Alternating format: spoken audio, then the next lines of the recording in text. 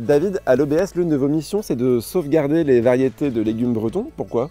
Eh bien, on a un devoir de conservation parce qu'on a besoin de cette diversité de variétés anciennes et nouvelles, également de collecte sur l'ensemble de la planète, pour avoir les solutions de demain. Comment ça? Il peut y avoir émergence d'une nouvelle maladie, un changement climatique, un régime de précipitation qui soit différent. Dans cette diversité-là, on va trouver des caractères intéressants.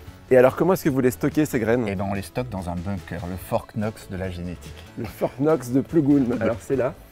J'imagine que ça demande des critères de conservation, l'humidité. Oui, tout à fait. Donc là, on est stocké à peu près à 6 degrés, avec une hygrométrie constante. Ça va nous permettre de conserver la graine pendant des dizaines d'années.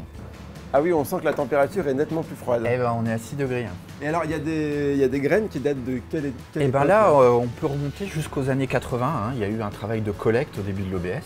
Mais j'aurais jamais cru qu'il y avait autant de variétés d'artichauts, de choux-fleurs, Eh ben oui. d'oignons. Bah oui, c'est des centaines et des centaines de variétés et de génétiques à disposition.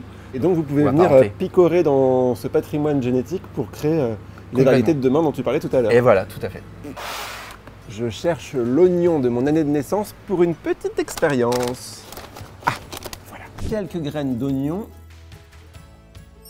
Oh, j'ai réussi à faire renaître l'oignon de mon enfance. Maintenant, je vais essayer avec un œuf de dinosaure, pour peu que ça marche.